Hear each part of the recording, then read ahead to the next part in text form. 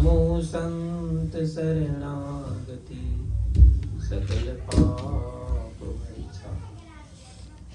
सतगुरु को कीजे बंदगी कोटि कोटि प्रणाम। कीटन जाने भृंग को गुरु कर ले आप सम।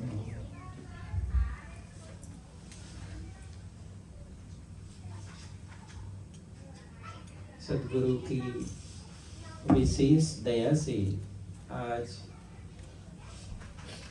कोलंबस और आप सभी ये पावन सत्संग के अवसर पर भक्त श्री लीला जी और माता स्मृति और उनके परिवार के पावन घर में सदगुरु की दिव्य प्रतिमा के चरणों में बैठकर आज का यह संध्याकालीन सत्र, जिसमें आप सब उपस्थित होकर कोलंबस और यूएसए में आप सभी जो एक नेपाली भाषी जो समाज है आपका, उन सब ने मिलकर सदगुरु कबीर साहब के ज्ञान भक्ति और उनके साधना को किस प्रकार से हम अपने जीवन से जोड़ सकें, उनका लाभ ले सकें, इस पवित्र भाव से आज यहाँ मेरे आगमन के पावन अवसर पर आज यहाँ उपस्थित हुए। मेरे साथ आए ट्रिनिडाड से महंत परशुराम साहिब जी, उनकी धर्मपत्नी करंदे, आपके जैसे पीढ़ियों से उनके पूर्वज भारत भूमि से आए और आने के बाद विषम परिस्थिति में भी उनके देश में जो सदगुरु का ज्ञान उपदेश है, साधना है, उनको उन लोगों ने सुरक्षित रखा, बचा कर रखा और उसका लाभ आज उस पीढ़ी को प्राप्त हो रहा है। ऐसे ही सदगुरु के सानिध्य में हमारा भी जीवन दिव्य से दिव्य बने, एक बात का हमेशा ख्याल रखना जरूरी होता है, क्योंकि कोई भी साधन, उपासना या जीवन का जो अनुभव है वो हमारे जीवन से तभी जुड़ता है जब उसके महत्व को समझते हैं। तो ख्याल ये रखना चाहिए, स्मरण ये रखना है कि जीवन हम सबको मिला है,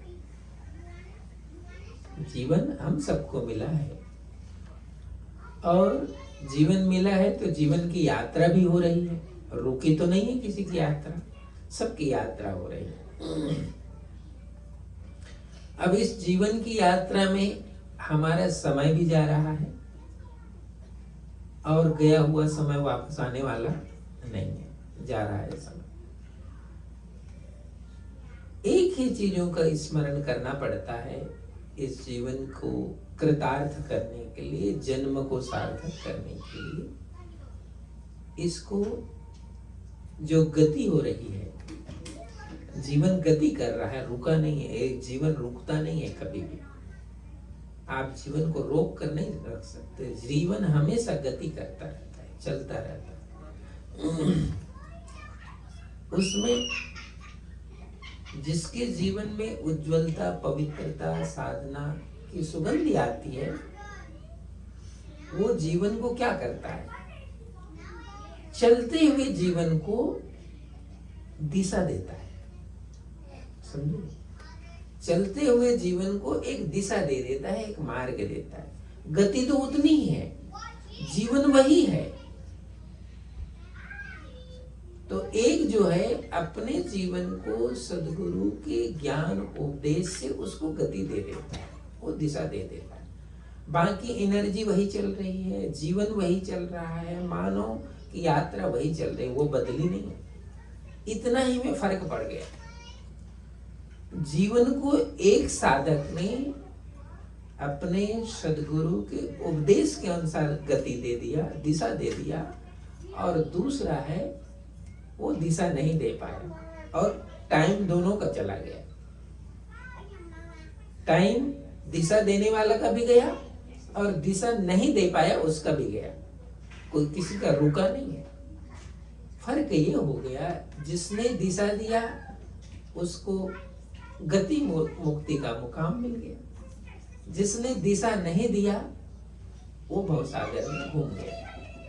इतना ही ख्याल रखना। भजन या साधन इस जीवन से तभी जुड़ता है, हम गुरु की किस चीज को स्मरण करें, इस चीज को ध्यान रखना है। एक वो पल है, एक जो समय है जिस काल प्रथम बार, पहली बार हम गुरु के समीप आए, गुरु ने मेरे मस्तक पर हाथ रख दिया, कुछ दीक्षा उपदेश दिया। वो जो पल है, वो जो समय है, वो समय तुम्हारे स्मरण में हमेशा बना रहे, तो वहां से दिशा मिलती रहती है। वो स्मरण यदि तुम नहीं भूलोगे तो जिंदगी कभी भी बंधन में नहीं पड़ने वाली है, जिंदगी का उद्धार ही होगा। एक वो स्मरण, इसलिए जो 9 प्रकार की भक्ति बताई गई है उसमें स्मरण भक्ति, वंदनम कीर्तनम विष्णु स्मरणम पाद लक्षणम, ये जो 9 प्रकार की भक्ति है उसमें स्मरण भक्ति। तो जो शिष्य, जो साधक स्मरण के पल को जीवंत रखता है, बचा कर रखता है, जगा कर रखता है, उसकी दिशा हमेशा सही है। इसको स्मरण भक्ति कहते हैं। हमारी दिशा कभी भी बिगड़ेगी नहीं यदि स्मरण को आपने ख्याल रखा। और क्या होता है, उस स्मरण से तुम्हारे अंदर उसकी जो एक ताकत है, एक एनर्जी है, वो हमेशा बनी रहती है। जैसे मोबाइल डिस्चार्ज हो जाता है, तुम चार्ज कर देते हो। शरीर में शक्ति नहीं होती तो हम थोड़ा भोजन कर लेते हैं। ऐसे ही मनुष्य की जो चेतना है, उस चेतना को वो जो स्मरण का पल है वो ताकतवर बना देता है। उस पल को कभी नहीं भूलना। ज्यादा तुम साधन नहीं कर सकते, भजन नहीं कर सकते, सुमरन नहीं कर सकते, पता नहीं क्या क्या, समय नहीं मिलता, ये पल को स्मरण रखना।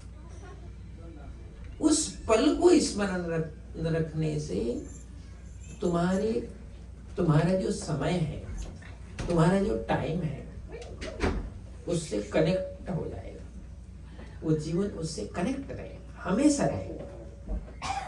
और कहते हैं कि जीवन सहज हो जाता है। अभी बहुत सारी चीजें आती नहीं है, बहुत सारी चीजें छूटती नहीं है, उसका एक ही कारण है, स्मरण पावरफुल नहीं है, स्मरण में पावर नहीं है। आपकी उस पल के स्मरण में यदि पावर है तो जो तुम संकल्प करते हो वो जीवन में हो जाएगा, और जिसे तुम छोड़ना चाहते हो वो छूट जाए। उस स्मरण में पावर होना चाहिए। ये हमारे यही प्रेयर है। कहते हैं ना, हम प्रेयर करते हैं, प्रार्थना करते हैं, अपने आप को किसी से जोड़ते हैं तो वो स्मरण से जोड़ते हैं। ये उद्गम है। ये क्या है? उद्गम है। यहाँ से हमारी ताकत हमेशा आती रहती है स्मरण के रूप में, सुमरन के रूप में, साधन के रूप में। इसीलिए वो भजन में गया है, दर्शन देव गुरु नाम सनेही, तुम बिन दुख पावत मोरी देहि। हे साहिब, उस पल का मेरे चित्त में, मेरी सुरती में हमेशा दरस होता है। उस पल का मुझे हमेशा दरस होता है। इसी को कहते हैं सुरती का कनेक्शन में रहना और सुरती का कट जाना। सुरती का उस साधन से यदि विच्छेद हो गया, वो कट गया, फिर तुम्हें कोई जोड़ नहीं सकता। सुरती का जुड़ा रहना चाहिए। सदगुरु कबीर साहब के जो उपदेश है, साधन है, उसमें भक्ति का ये रहस्य है। इसीलिए साहब कहते हैं, सूरत से देख ले उपदेश, हे शिष्य साधक, मैं तुम्हारे दो नेत्र है, दो आंखें है ना, वो तो है ही व्यवहार को जोड़ने के लिए, व्यवहार को देखने के लिए, व्यवहार का नाता रिश्ता निभाने के लिए। ये मैंने सुरती तुम्हें दी है, उससे तुम मेरे को जोड़ लेना, उससे देखना। उससे जब देखोगे तो तुम्हें वो दिशा दिख जाएगी कि जीव का उद्धार किस मार्ग से होना है। वही सुरती की ताकत है। तो साहब कहते हैं, सूरत से देख ले वो देश, देखत देखत दिसन लागे, मिट गए सकल अंदेज, सूरत से देख ले वो देश। तो ये सुरती सबके पास है, ये स्मृति सबके पास है, लेकिन उस सुरति और स्मृति को ताकत नहीं मिली। ये है हम गुरु के शरण में आने का जुड़ाव, लगाव, भेद, वो हमेशा जीवंत रहता है। और फिर हमेशा ये ख्याल आ जाता है, स्मरण आ जाता है कि मेरे गुरु का मेरे सिर पर वरद हस्त है, उनका जो वचन है वो मेरे अंदर गूंजता रहता है, ये प्रतिपल गूंजता है। ये जो भजन, ये जो ताकत है, वो हमें इस जीवन में सरल कर देता है, सहज कर देता है। और होता क्या है, साहब कहते हैं, सब वजन को उतारे। अब ये वजन अपने आप उतरेगा यदि स्मरण रहेगा, तो ये ताकत रहेगा तो सब वजन उतर जाएगा।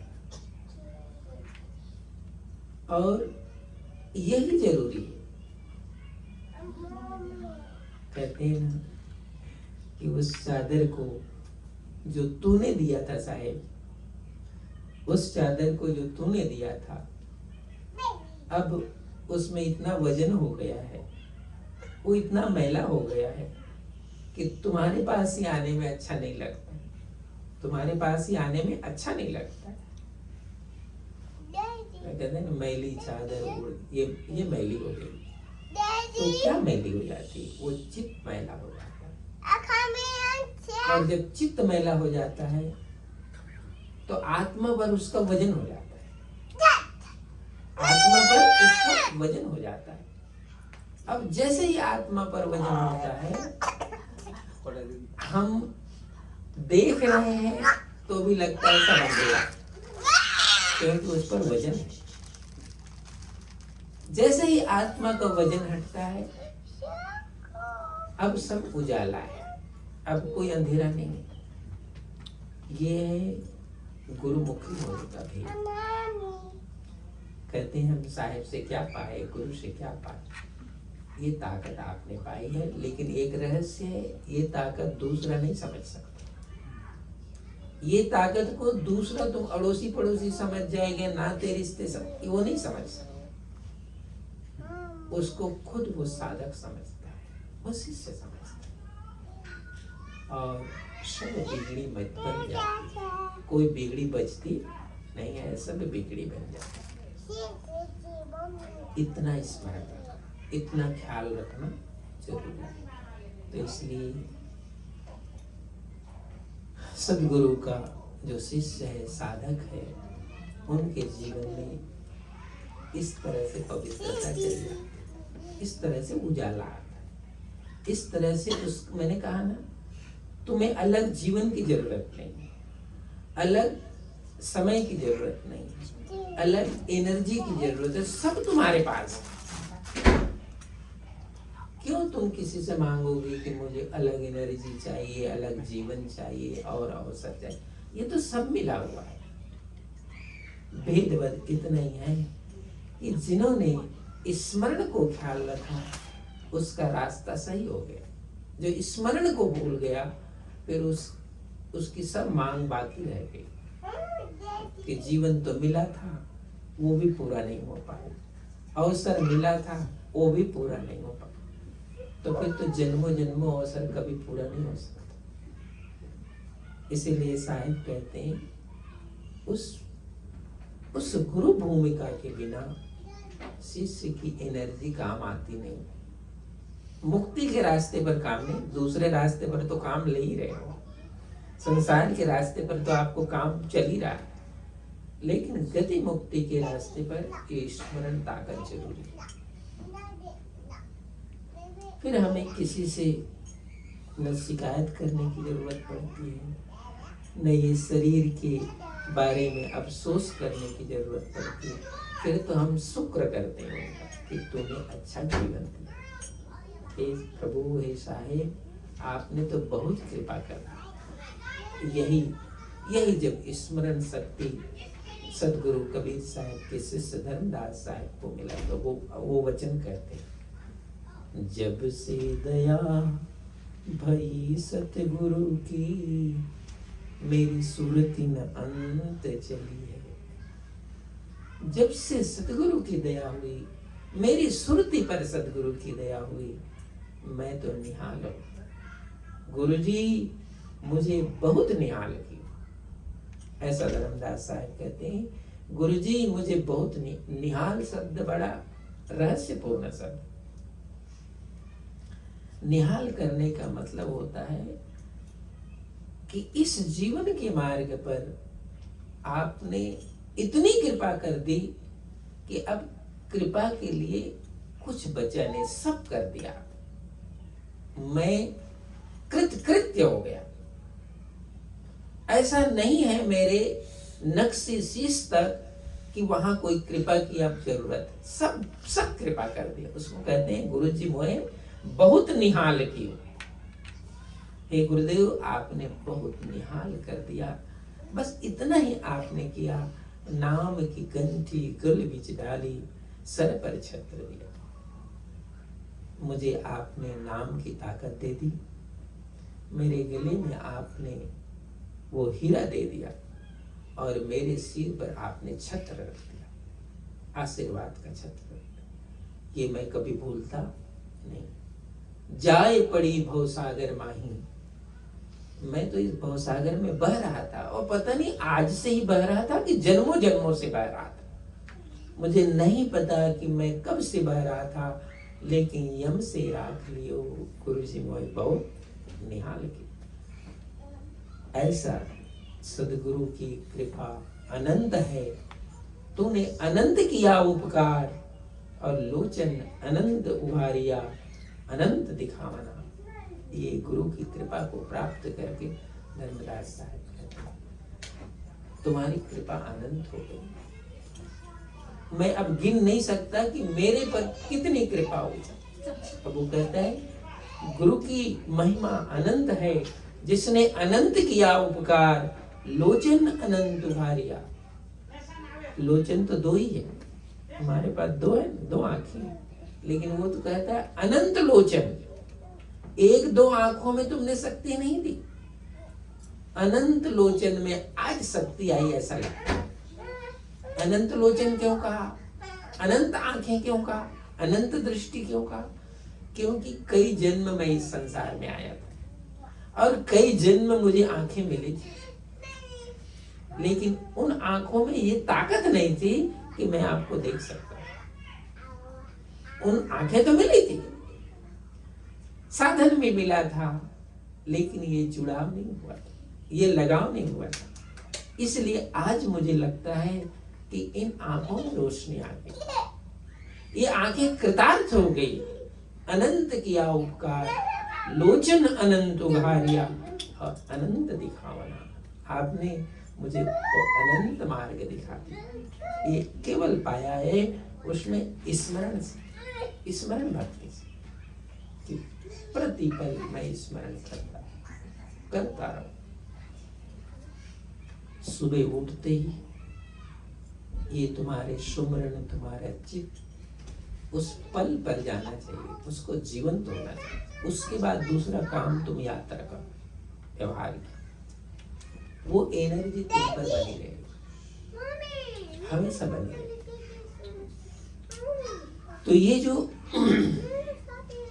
साहिब ने हमारे जीवन के लिए ये जो रास्ता दिया, ये मार्ग दिया, ये अद्भुत है, प्रतिम है। लेकिन तुम्हारे सुमरन और तुम्हारे सांस से उसका संबंध होता है, सुमरन और सांसों से उसका संबंध होता है। तो वो सरल है, सहज है, अप्रतिम है। तो ऐसी कृपा जो सदगुरु ने हम सब जीवों पर, हम सब हंसों पर किया, ऐसे उन गुरुजनों को हम सत सत वंदन करते हैं, स्मरण करते हैं। और मेरी यात्रा के क्रम में आप सब कोलंबस निवासी और जो आपकी कम्युनिटी है, समाज है, मैं तो अमेरिका ये लगता है 4थी बार आया, और कई जगह मैं गया, कई जगह मैं गया, लेकिन मुझे ये लगता है कि कहीं कबीर साहब के साधन का बीज कहीं अंकुरित होगा तो तुम्हारे समाज में होगा, चाहे वो 1 में हो चाहे 2 में हो, बाकी कहीं होने वाला नहीं है। मैं तो सब घूम के देख लिया। क्यों? क्योंकि माताएं जब चावल बनाती है, चावल बनाते हो ना तुम, तो उस चावल का एक दाना तुम छूते हो, एक दाना छूने पर पता चल जाता है ये चावल पक गया। एक दाना छूते हो ना, एक दाना से ही तुमको पता लग जाता है कि ये चावल पक गया। ऐसे ही गुरु की वो भूमिका समझ में आ जाती है कि किस दाना में अंकुर होने वाला है, किस दाना में अंकुर होने वाला है। क्योंकि जब साहिब धर्मदास साहब को उपदेश दिए तो कहे, धर्मदास ज्ञान सब सुनते हैं, लेकिन अंकुरी जो अंश है वो उसको पल्लवित कर देता है, पुष्पित कर देता है, उसमें फल लगते हैं। अंकुरी अंश चाहिए, भक्ति को उज्जवल करने के लिए अंकुरी अंश चाहिए। ये तो मायावी संसार है, और मायावी संसार में अपनी भी नैया है। अब ये नहीं समझना कि संसार से अलग तुम्हारी नैया है, संसार में तुम्हारी नैया है, संसार में हमारी नैया है। अब ये हमारी जिम्मेदारी होती है कि इस संसार में हमारी नैया है तो हम उसको कैसे किनारे लगाएं, ये हमारी जिम्मेदारी है। इस आत्मा की जिम्मेदारी है जो इस शरीर में बैठा है, इसकी जिम्मेदारी। ये समझ लो कि ये जीव कई शरीरों में गया होगा, क्योंकि यदि पुनर्जन्म की यात्रा करता है तो ये जीव कई शरीरों में जाता है। आज ये जीव इस शरीर में आया है, ये शरीर रूपी, इसको नाव समझो, ये शरीर एक नाव है और जीव जो है उसमें सवारी कर रहा है। ये शरीर क्या है? एक नाव है। और जन्म जन्म जो होता है वो यात्रा है उसकी, वो जो है इस जीव की यात्रा है। अब ये मनुष्य शरीर में जो जीव आया है, तो जीव भी चाहता है कि मुझे कौन सा नाव मिले कि मैं इस भवसागर से पार हो जाऊं। वो भी तो चाहता है कि ये मनुष्य जन्म यदि एक नाव की तरह मुझे मिला है तो इसी जन्म में मैं पार हो जाऊं, वो भी चाहता है।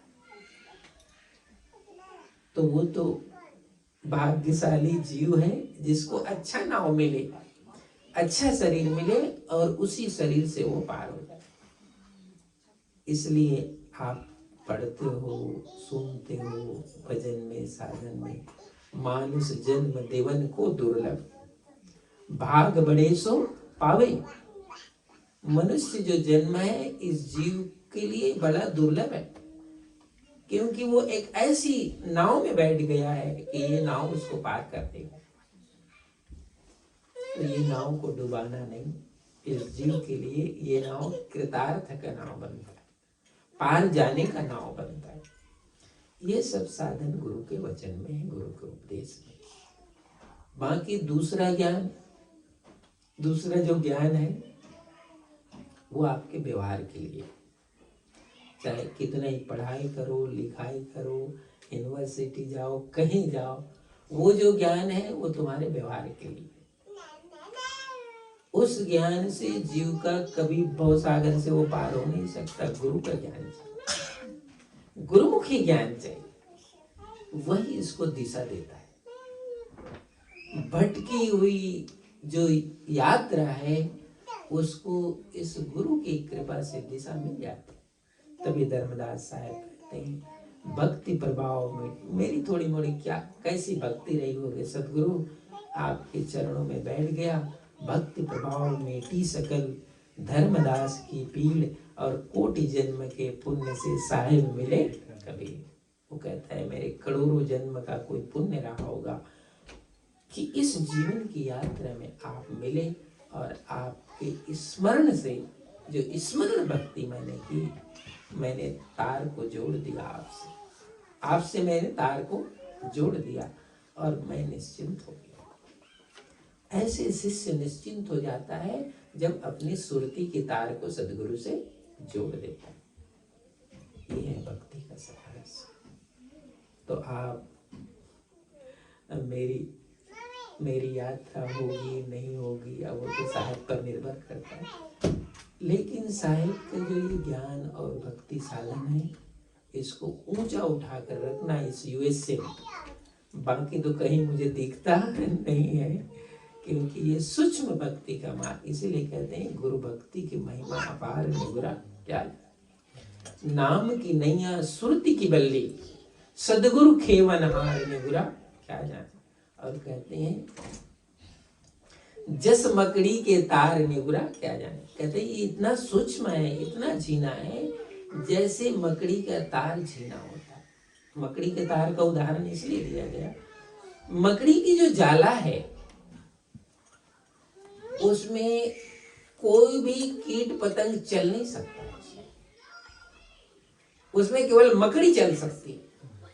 हाँ, मकड़ी जानते हो, वो घर में जाला नहीं बना देता है और उसी पर यहां से वहां तक वो दौड़ती है।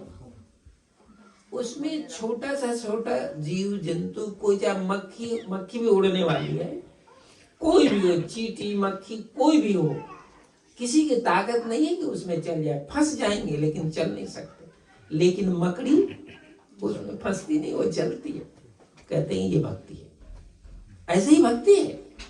भक्ति भी जिसकी सुरती सही है, तो जिस मकड़ी के तार, वो कहते हैं भक्ति का मार्ग जिसकी सुरती सही है वही उस पर चलती है, बाकी दूसरे चल सकते, ऐसा है वो भक्ति।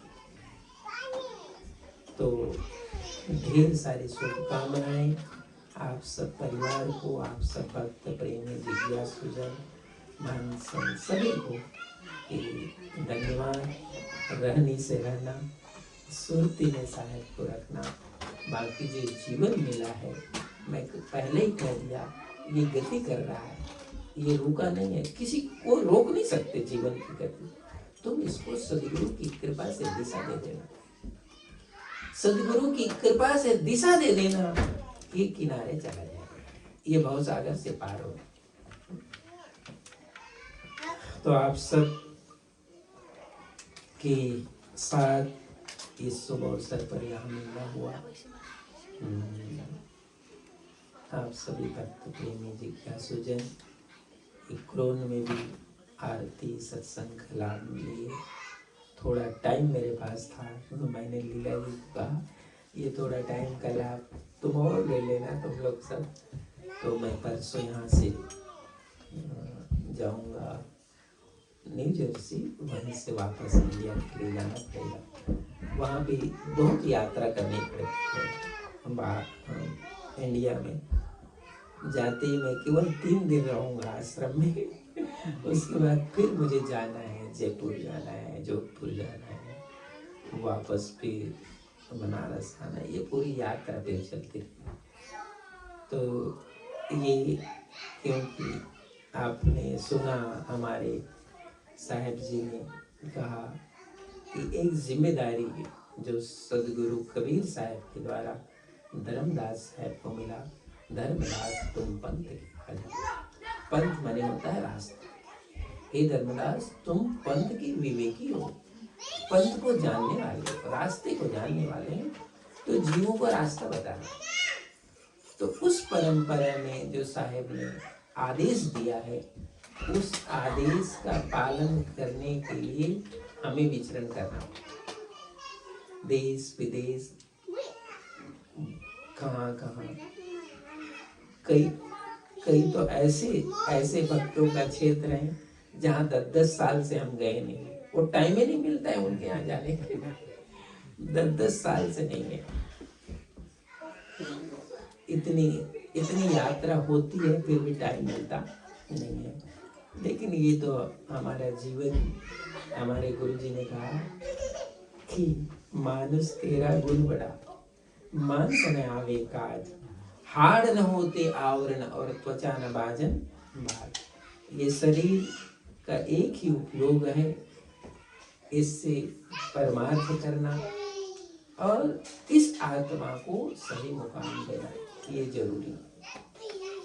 तो परमार्थ का रास्ता साहिब की कृपा से आप सबके जीवन के लिए हो।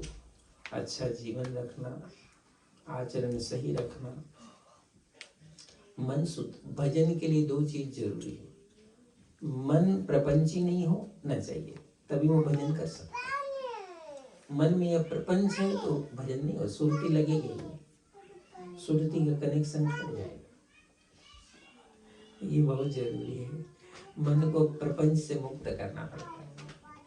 तो अभ्यास ऐसे होना चाहिए, तुम अपने कर्तव्य को निभाओ। और देखिए एक बात है, इसमें कितनी सीढ़ी है? 10-15 जो भी सीढ़ी हो, आप 9 सीढ़ी चढ़ गए, 1 सीढ़ी यदि नहीं चढ़ पाते हैं तो 10 सीढ़ी का मेहनत आपका बेकार चलेगा। समझे? इसको सुरती कहते हैं। वो अंतिम का ही कीमत है कि 10 सीढ़ी की यात्रा तो इसलिए आपने की थी कि मैं अंतिम सीढ़ी पर जाऊं, तभी तो वो माना जाएगा। ऐसा ही ये जीवन है। जीवन की यात्रा तभी पूर्ण मानी जाती है जब आपको मुकाम मिलता है। साल भर पढ़ाई करते हो, एग्जाम एक दिन देना पड़ता है, एग्जाम एक ही दिन देना पड़ता है, उसी दिन तुम्हें सफल होना। ये साल भर की पढ़ाई का कीमत वही है। तो जन्म और जीवन की कीमत क्या है? तुम किसको शिकायत सुनाओगे कि मैं इतनी यात्रा किया, ऐसा किया? किसको सुनाओगे? कौन सुनेगा? वही आपकी ताकत है, वही आपकी ताकत है। तो ये ताकत अपने अंदर बचा के रखना। साहिब का आशीर्वाद, सतगुरु की कृपा और साहिब की भक्ति आप सभी के द्वारा फलती फूलती रहे, ऐसी शुभकामना। बोलो सतगुरु कबीर साहिब की जय।